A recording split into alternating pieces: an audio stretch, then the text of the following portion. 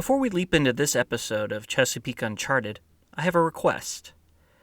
For the last episode of this season, I'll be covering what we can all do to combat climate change. Maybe you're working to reduce your carbon footprint or pushing for political changes. I'd like to capture your ideas and play them on the podcast. You can share yours by calling 443-347-2380. Leave a 1 to 2 minute message on our Google Voice service. Don't forget to introduce yourself at the beginning and where you're from. The deadline for submissions is December 31st. Again, that number is 443-347-2380. And the deadline is December 31st, 2021. Thanks, and on with the episode.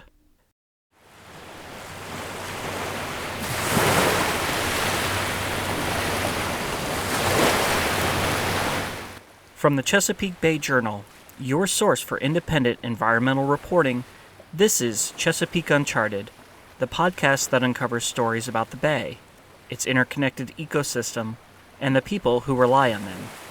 I'm Jeremy Cox. On today's episode...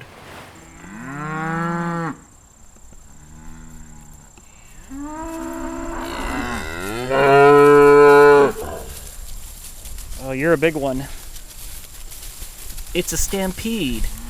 Well, it only seems like one.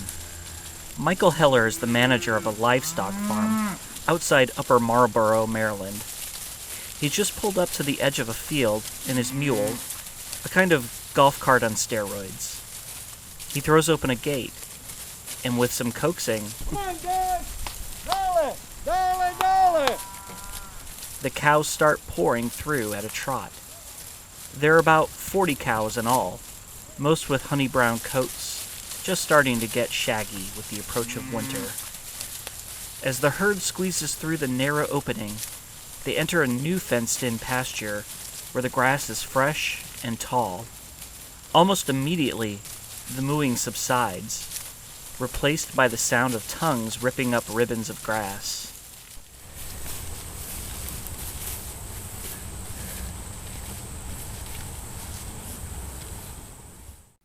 Here in one pastoral snapshot, cows happily chewing on long blades of grass, we see an example of the dichotomous relationship between agriculture and climate change. On the one hand, farming can make climate change worse. Cows are the main source of greenhouse gases in the agricultural sector. In a year, a single cow can produce up to 270 pounds of methane.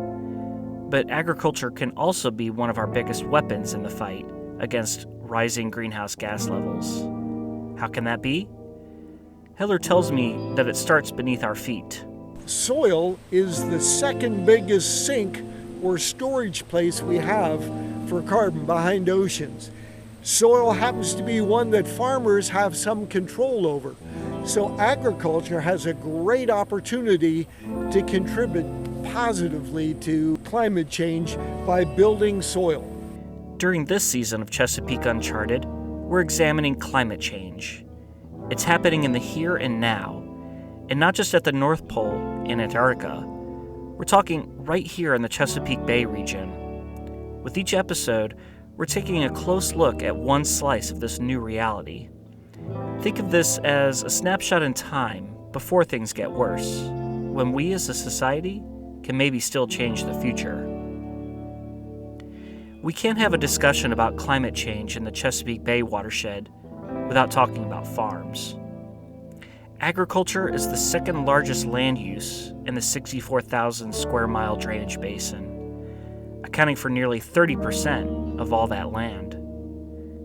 As you know well at this point in the season, the Mid-Atlantic is already experiencing the effects of a changing climate.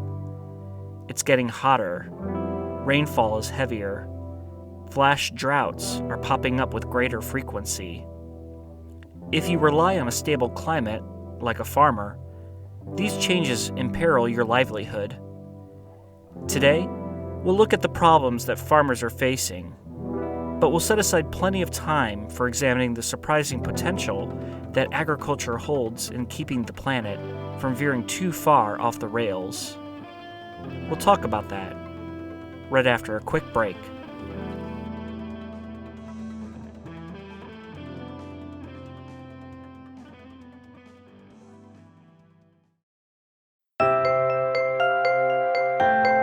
Chesapeake Uncharted is brought to you in part by Greenfin Studio, offering marketing and communications services for a greener world. Their team combines strategy, creativity, and scientific insight, setting them apart when conservation, sustainability, and scientific organizations need help telling their stories. See what they can do for you at greenfinstudio.com.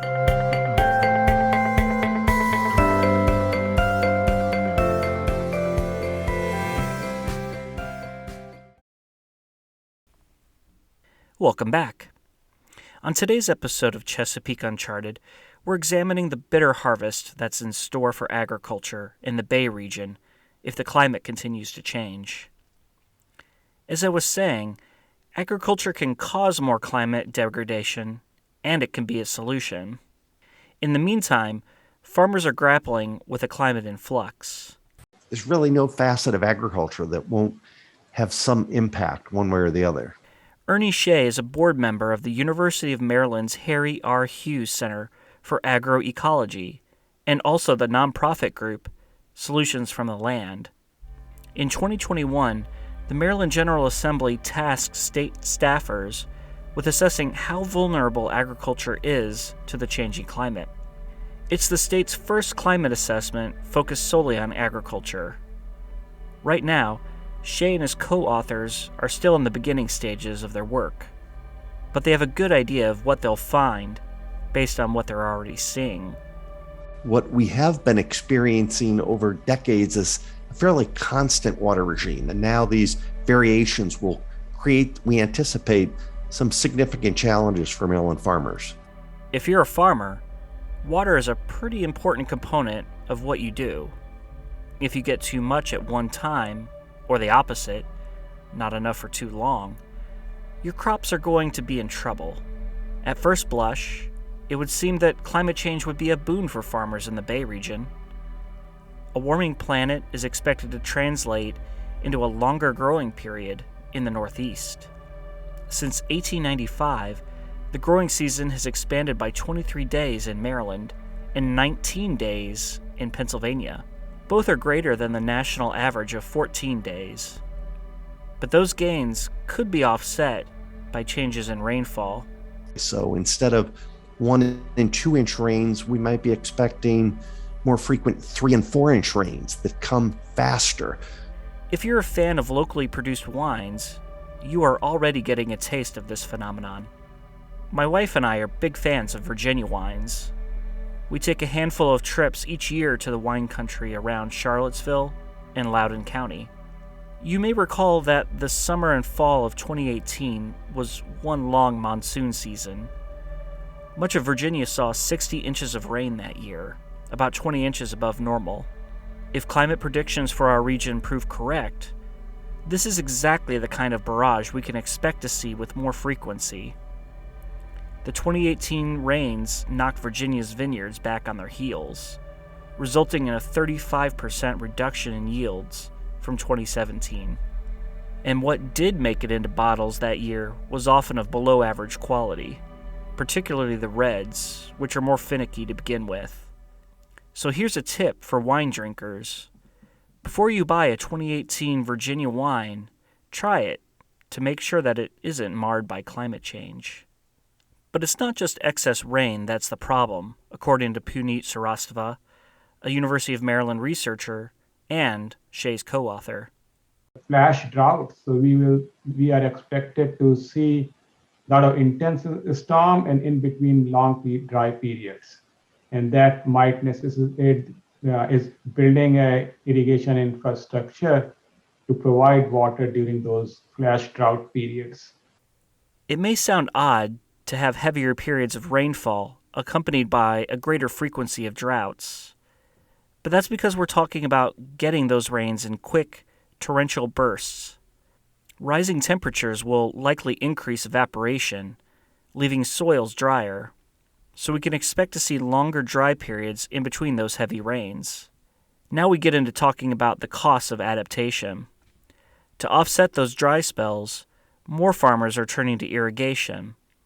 From 2002 to 2017, the amount of irrigated cropland in Maryland increased by more than 50%.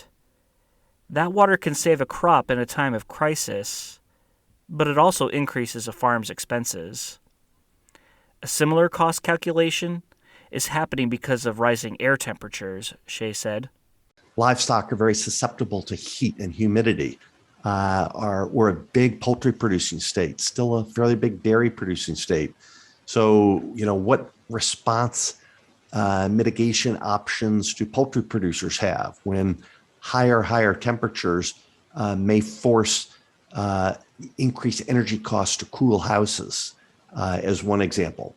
The Chesapeake Bay region is home to some of the country's biggest chicken-producing areas, most notably on the Delmarva Peninsula and within Virginia's Shenandoah Valley.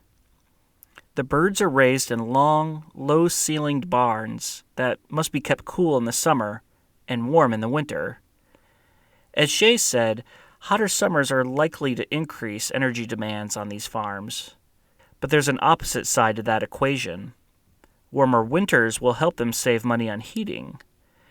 A 2019 study conducted by researchers at Carnegie Mellon University suggested that, at first glance, the savings in heating costs will likely outweigh the increased cost for cooling. Good news, right?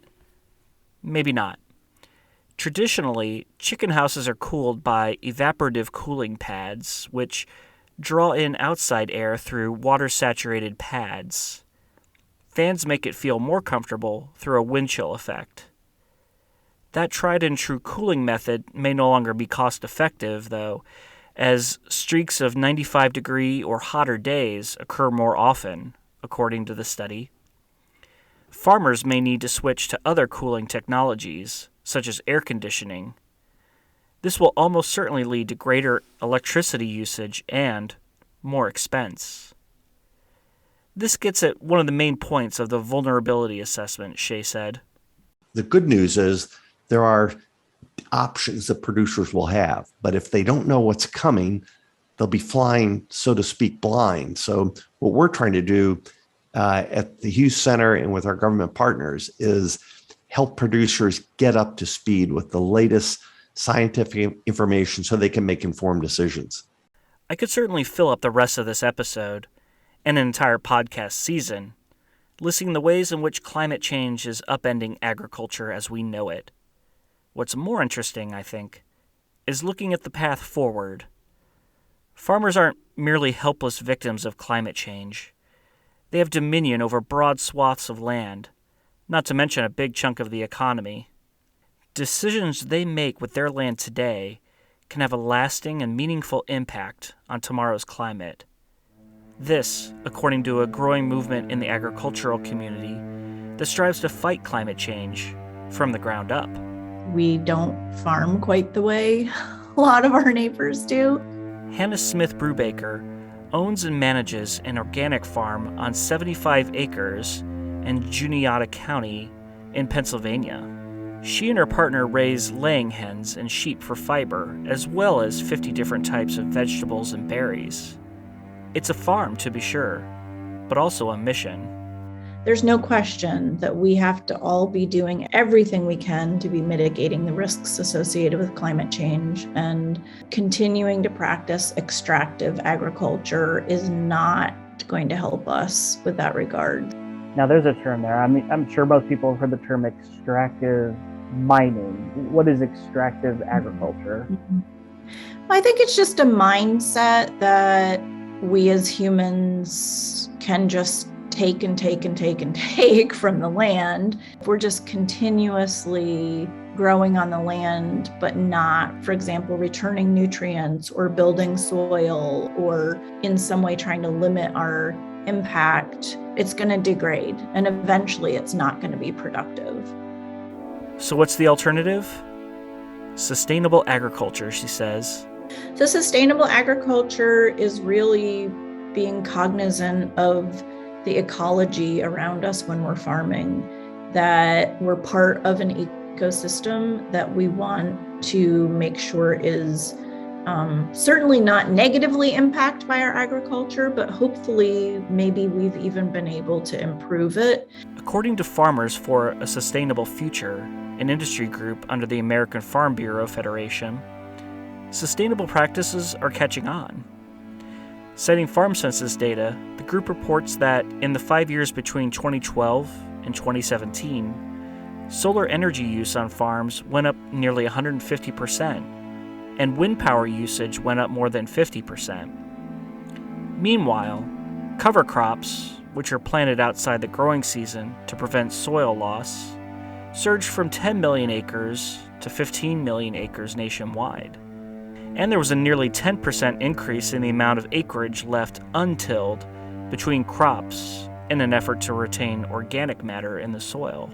On the opposite side, there was a 24% decrease in acreage under conventional tillage, which is less environmentally friendly. Add it all up, and you can see progress along a broad front. You may recall Brubaker saying that not many farms in her part of the world look like hers, but she pointed out that sustainability isn't just for organic farms. I'm not much of one for sort of saying, this specific type of agriculture or that specific type of agriculture is the best or the worst, because like I mentioned, I have seen many conventional farmers really transitioning to no-till and putting forth a lot of effort around conservation and the ecology of their farm. Brubaker is the executive director of PASA, a research and education organization for farmers involved in sustainable agriculture.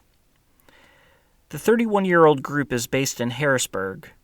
Most of its members are in the Northeast.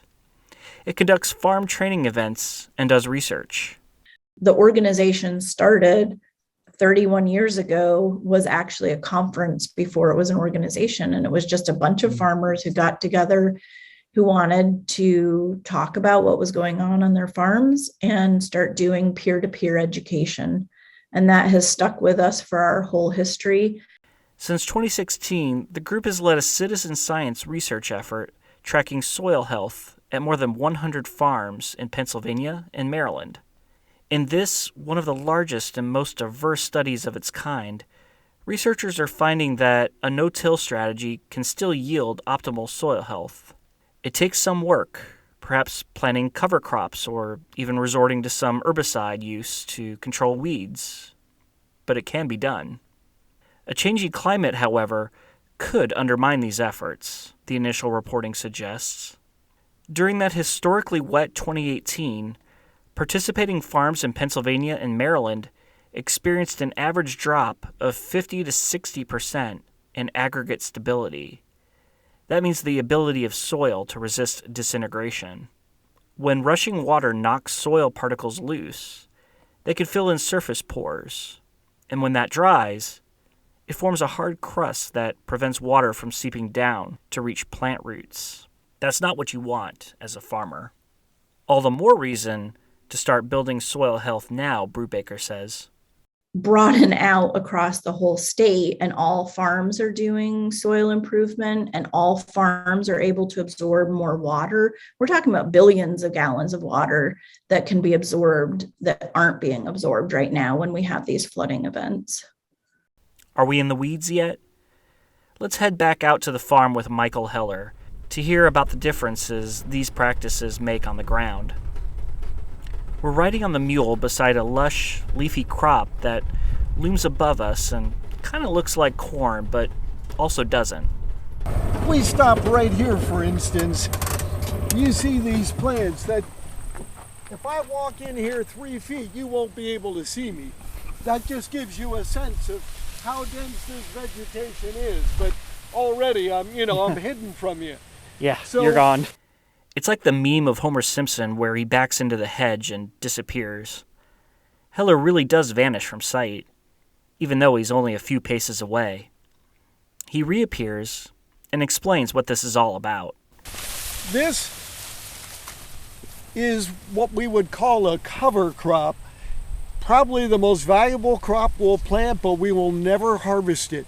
We grow this just to build the soil. While it grows, The plants grip the soil in place, slowing erosion. Instead of harvesting this crop, Heller will leave it right where it is. When the plants wilt and die, they will return to the soil, nourishing a rich universe of subterranean life. And what is this strange-looking crop? It's actually a couple different types. It looks like corn. Well, it is related to corn. This is millet, and it's very useful because it grows quickly under hot conditions. This other is called sun hemp, and it's a legume. And the beauty of a legume is it captures nitrogen from the atmosphere and makes it available to the plants. Making that nitrogen available not only for this crop, but for the next crop. In this case, vegetables. No fertilizer necessary. Millet and sun hemp are not typical examples of cover crops in these parts. What you tend to see planted in the fall and hanging tough until spring are sprouts of rye and wheat. At Heller's farm, trying different things is the point.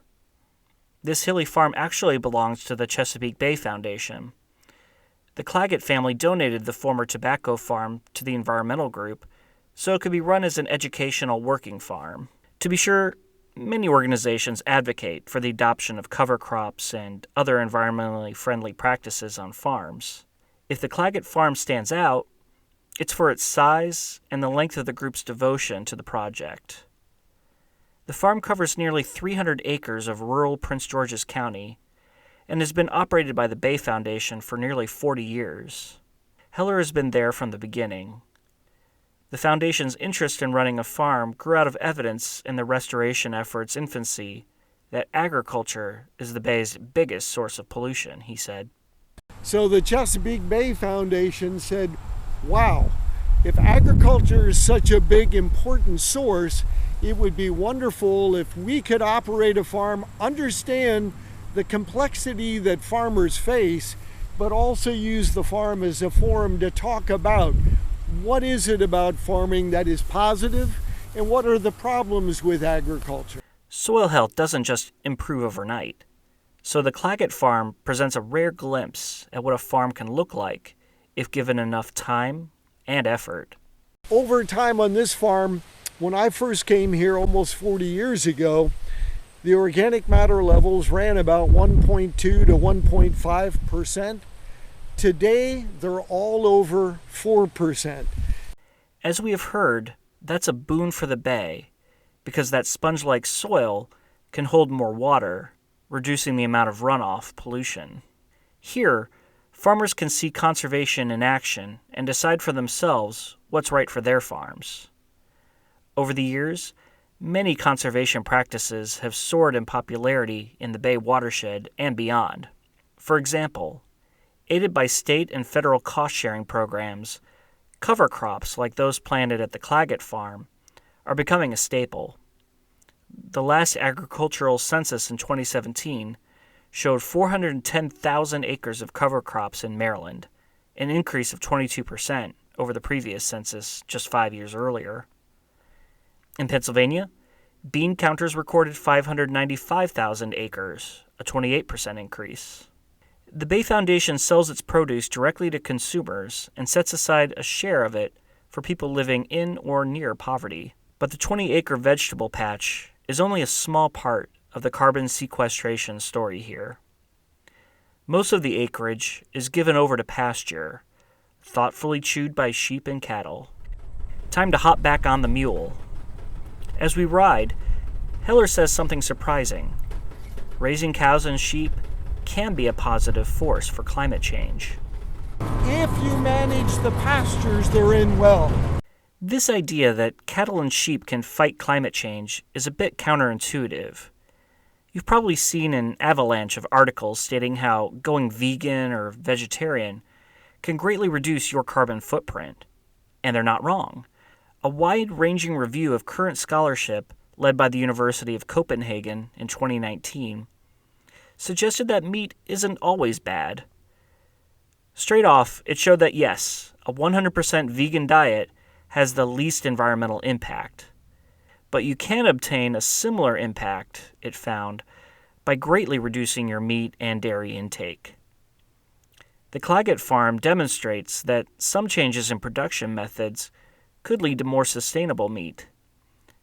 As with the vegetable side of the operation, it starts with the soil. On a continuously grazed pasture, cows are a negative force for climate change. That's your typical livestock farm. A farmer has a huge field, and the cows munch on the grass until little more than nubs are left behind. This practice is so prevalent that really it's hard to imagine a pasture covered with anything but short grass. But surrounding us here at the Claggett farm is a dense thicket of turf, brushing the middle of your calf or higher. It's all part of the sequestration plan, Heller tells me. Tall grass has deep roots, and deep roots are critical for sequestering carbon.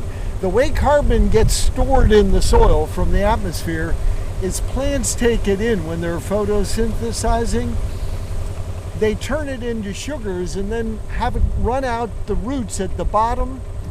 And it's that carbon going out the roots as much as 2 or 3 feet or more in the ground that is the carbon that is being stored.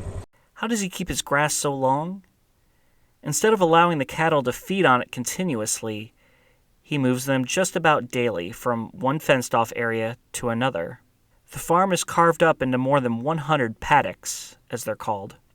The most important thing with pasture is to let the pasture rest.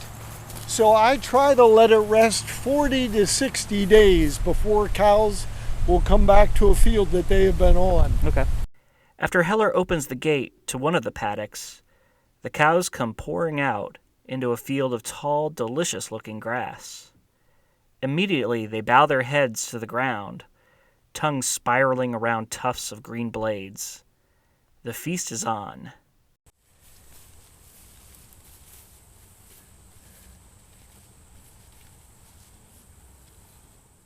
A few minutes later, the scene repeats itself over at the sheep field, only cuter this time.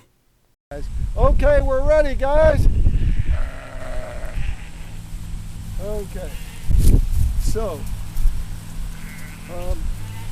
okay, guys, you ready to move? Let's go. Come on. Yep, let's go. Come on. Okay. Here we go. Come here. Nobody wants that crap. Yes, that's the sound of a sheep trying to get fresh with me. He was not happy with me declining his advances. True, Heller admits.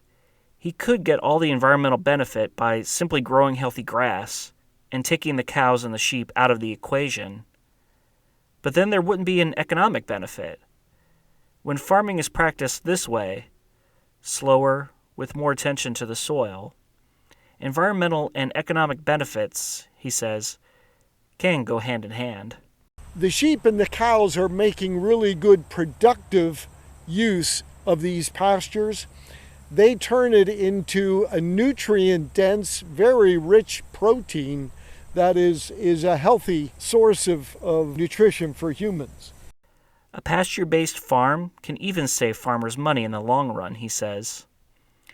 Typically, dairy cows spend all their lives, and beef cows the last few months of theirs, in barns on concrete floors.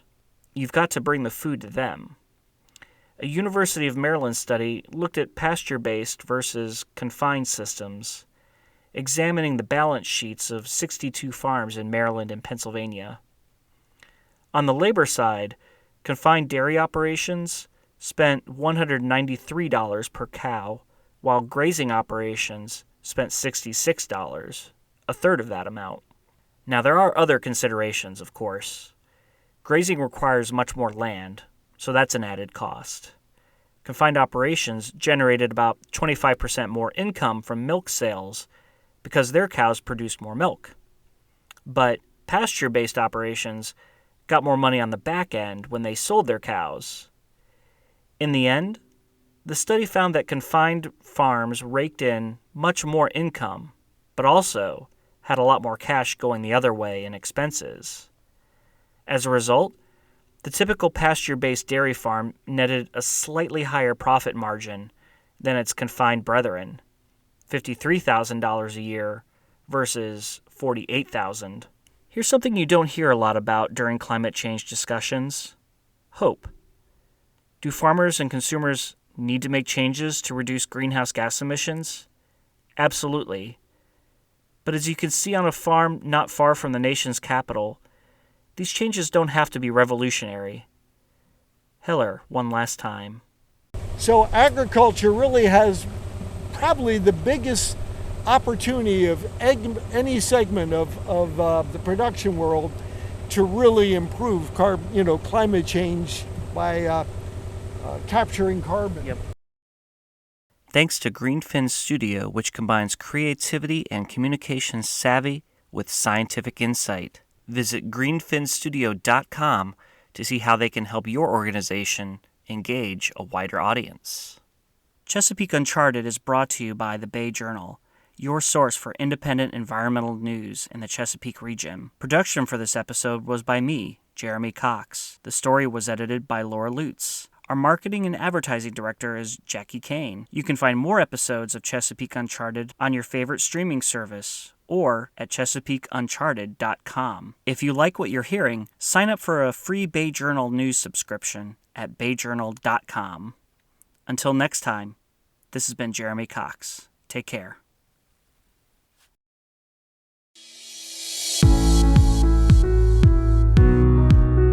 Thanks to Greenfin Studio, which combines creativity and communication savvy with scientific insight. Visit greenfinstudio.com to see how they can help your organization engage a wider audience.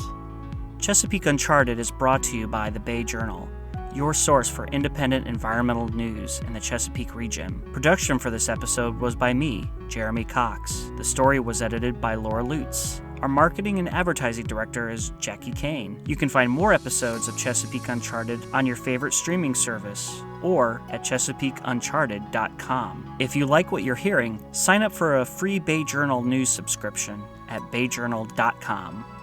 Until next time, this has been Jeremy Cox. Take care.